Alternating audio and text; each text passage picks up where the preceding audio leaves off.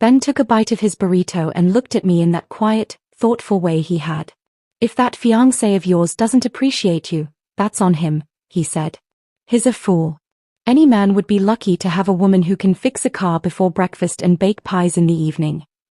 He didn't say Jake's name, but just the thought of him made my chest tighten. I forced a smile. We're not talking about him, remember? Let's just drink our coffee. Ben raised his hands in mock surrender, and for a few minutes, we sat on overturned buckets, sipping coffee like life was simple. But it wasn't.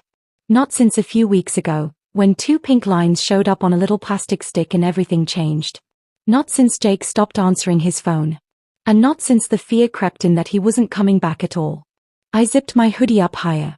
No one at work could know. Armin, the owner, was strict. One sign I was pregnant, and he'd find a reason to fire me. I needed this job. The bills weren't going to stop, and a baby was coming, ready or not. The dispatcher's voice crackled through the speaker. Amber, you're up next. Client downtown, 20 minutes. I tossed my coffee cup and climbed into my cab. Ben called after me, take it easy out there. And eat something more than coffee today, will you? I gave him a small wave and a smile that didn't quite reach my eyes. The engine rumbled to life, and under my breath, I whispered to the silent passenger no one else could see.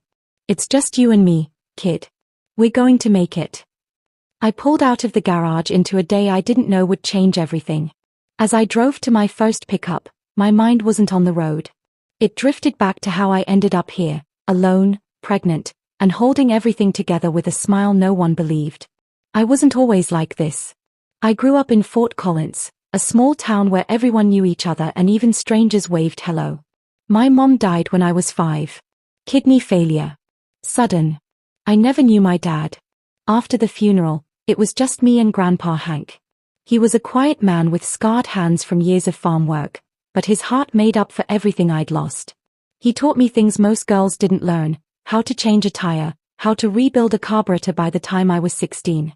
He used to say, take care of your own wheels, kid, and no one can tell you where you can or can't go. Maybe that's why I left town right after high school. I believed I could go anywhere. Denver was loud and fast, but I found a cheap room in an old boarding house and a job at a diner. I hated the grease smell in my clothes, but it paid rent. That's where I met Jake Miller. He came in every day at noon. Black coffee. Turkey sandwich.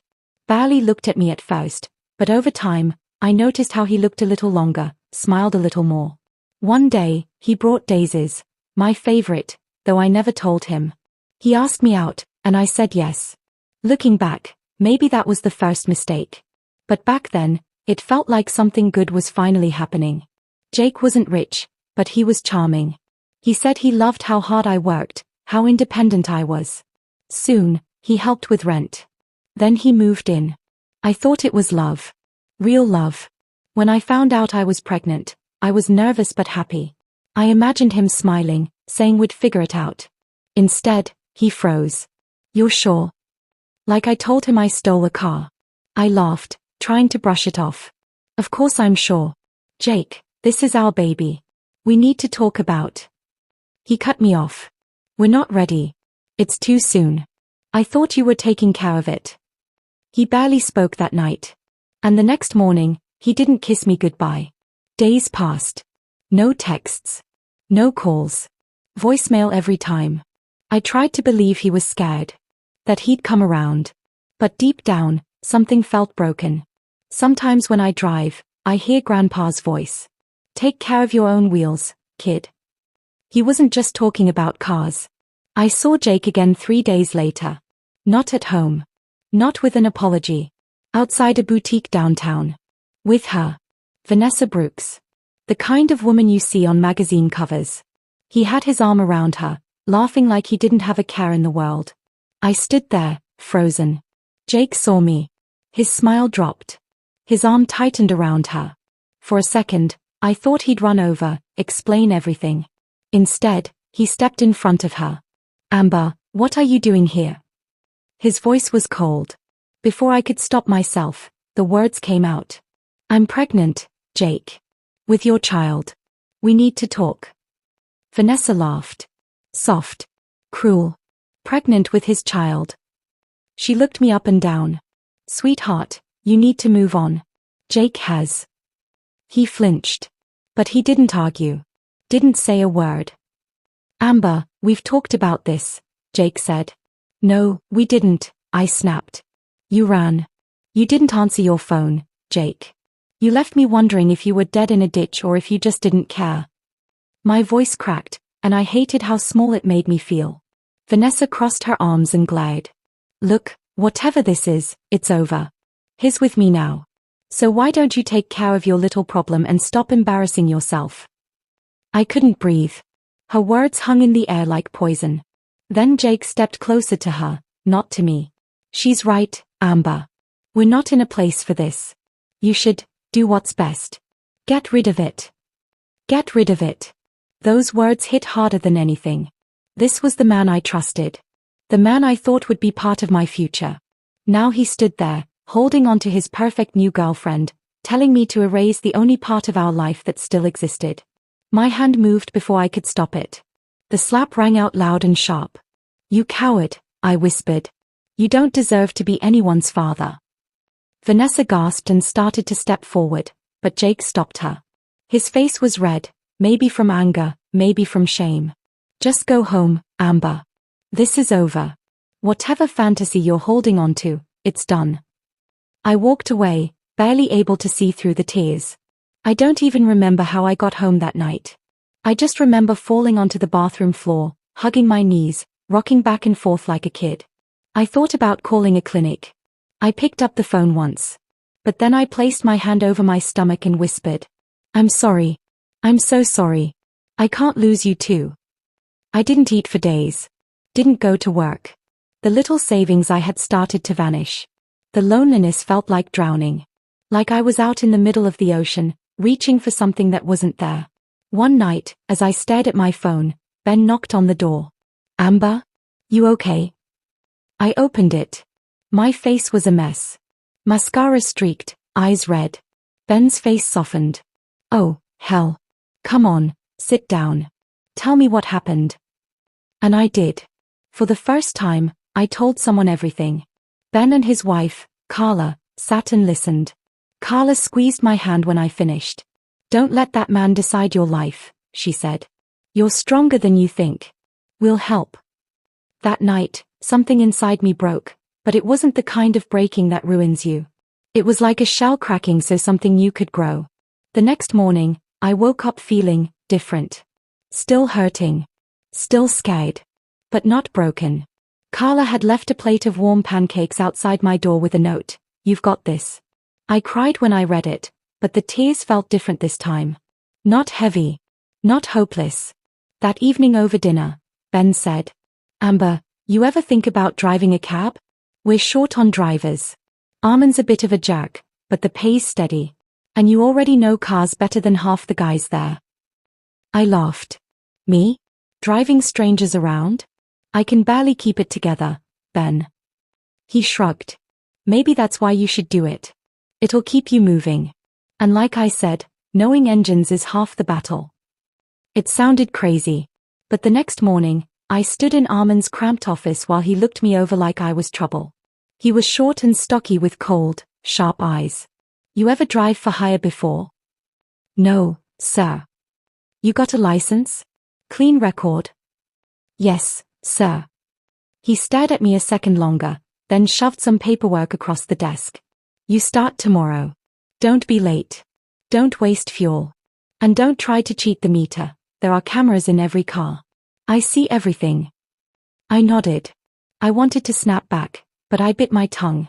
I needed this job. The first week was rough. Long shifts. Heavy luggage. Rude passengers. Some treated me like I wasn't even there. But there were good moments too. An old lady who tipped me with cookies. A businessman who said, thanks for getting me home safe. It wasn't much, but it mattered. Most of all, I didn't have time to think about Jake. I didn't have time to cry myself to sleep. It was just me, the road, and the little life growing inside me. I kept the pregnancy hidden under loose hoodies and jackets. Some days I felt sick, but I pushed through. Every mile, every tip, every dollar meant I was getting closer to being ready. And slowly, something changed. I started to feel proud. Like maybe I wasn't just surviving anymore. Maybe I was building something new. One night, Ben saw me wiping down the cab in the garage. "You're smiling," he said. I smirked. "Guess I am." He clapped me on the shoulder. "Good. Keep it up. You deserve it." I didn't know it then, but life was about to shift again. It was supposed to be an easy night. A long ride out of the city, good pay, nothing complicated. I was even humming, thinking about baby names as I drove. But when I pulled up to the giant house, something felt off. The windows were shaking from the music inside. A couple of drunk men in suits stumbled out, laughing, drinks in hand. My client was nowhere to be seen.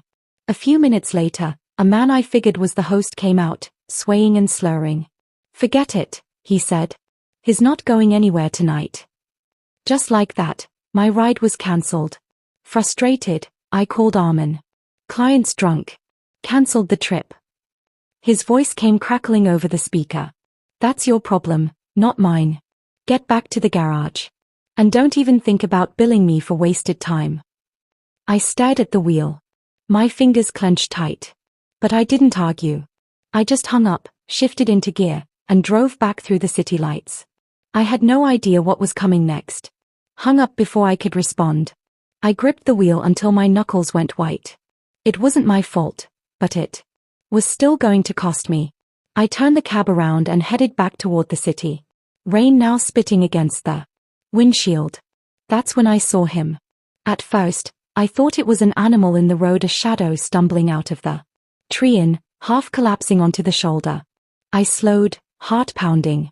When I got closer, I realized it was a man, tall, broad-shouldered, but filthy, clothes torn and smeared with dried blood. I hesitated. Picking up strangers in the middle of nowhere at night was a great way to end up on the evening news. But I couldn't just leave him there. I pulled over, rolled down the window. "Hey, you okay? Do you need help?" He tried to speak, lips cracked and trembling. "Please help me." And then he collapsed right onto the wet asphalt. Damn it. I jumped out, tucked his arm over my shoulder. He was heavy and my belly ached with the effort, but somehow I got him into the back seat. On instinct, I sped straight to the nearest hospital. Talking to him the whole way like that would keep him conscious. "Stay with me." "Okay, we're almost there. My name's Amber. You're going to be fine." He mumbled one word. "Liam," before slipping out cold again. At the ER, the nurses whisked him away. I stayed long. Enough to give my statement, even paid for the intake because he had no wallet, no ID. I told myself it was the right thing to do. But as I walked back to my cab, soaked and shivering, I wondered what kind of trouble I just stepped into. When I got back to the garage, Armin was waiting, arms crossed. "You think this is a charity?" he barked. "Cameras show you picked up some random bomb. You cost me fuel and time." He was bleeding. I snapped. "He could have died." Armin sneered. "And now you are paying for his hospital bill. Great. Consider your bonus gone." I bit my tongue and walked away. I'd done the right thing. So why did it feel like everything was about to get so much worse? The next morning, I woke to a pounding at my door. For a second I thought it might be Armin coming to chew me out again. But when I opened it, 3 men stood there. 2 were clearly bodyguards, big, stiff, hands clasped in front. The third man looked like he had just stepped out of a country club. Tailored suit, gold cufflinks, a watch worth more than my entire apartment. "You're Amber Bennett." His voice was smooth, practiced, almost too calm. "Yes," I said slowly, one hand instinctively brushing my stomach beneath my hoodie. He smiled, but it didn't reach his eyes. "You saved my son last night, Liam Carter. I'm very grateful." He stepped forward, placed a thick envelope on my counter without asking to come in. A small token of appreciation. I looked at it, but didn't touch it. "He's okay. Recovering. Nothing for you to worry about." His eyes flicked over me like I was a piece of furniture. "You didn't hear anything unusual from him, did you?" Sometimes trauma makes people say strange things. That set off every alarm bell in my head. No, I lied automatically. He barely spoke. Good. Then let's keep it that way. He smiled again. Too perfect, too cold, and walked out. Bodyguards trailing him. The moment they were gone, I stared at the envelope. Curiosity got the better of me. Inside was more cash than I'd seen in one place in my life. It didn't feel like gratitude. It felt like hush money. I couldn't shake it. Why would a father show no emotion about his son being found half dead on a roadside? Why did he care so much about what Liam might have said? I grabbed my keys and headed back to the hospital. When I asked about Liam, the nurse at the desk frowned. He's not taking visitors. Can you just tell him Amber's here? Her expression softened. I'm sorry, but he's in a medically induced coma now. What? He was talking yesterday. The nurse shrugged helplessly. Orders from above. His father is with him. As I walked away, stunned, a soft voice called from behind. Wait, you're the driver, right? A young nurse stepped forward, glancing nervously around. Her badge read Grace Moore. Yeah, why? She motioned for me to follow her into a small supply room. Once the door was shut, she whispered. He's not in a coma. They are sedating him. Heavy drugs, constant drips. Someone doesn't want him awake. I stared at her. Why? He's their family. Grace shook her head. That man who claims to be his father. He paid off our chief of medicine. I heard him say, keep him under until I say otherwise. That's not medical care. That's something else. My mind raced. What had I stumbled into? Grace touched my arm. You saved his life, Amber. If you want to keep it saved, you need to get him out of here. I backed up a step. I'm pregnant. I can't get involved in something dangerous.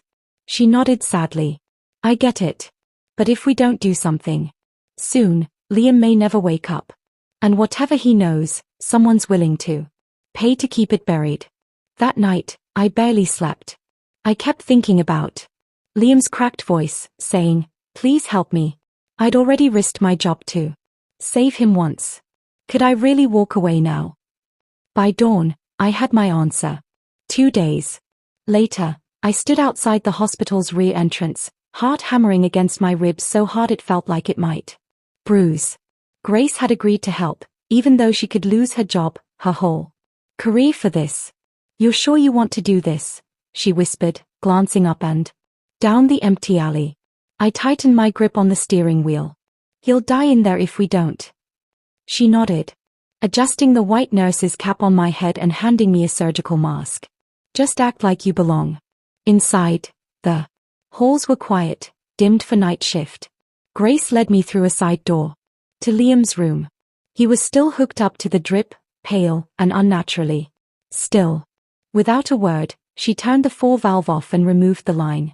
It'll take a bit for him to wake fully, but we need to move now. Together, we got him onto a gurney, wheeling him down the hall. Every squeak of the wheels made my stomach tighten. My hoodie stretched tight over my belly, a constant reminder that I wasn't just risking myself.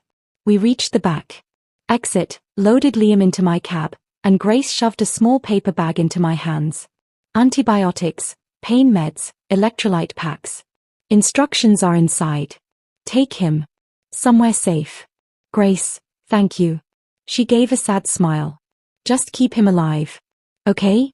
Then she disappeared back inside. The drive felt endless.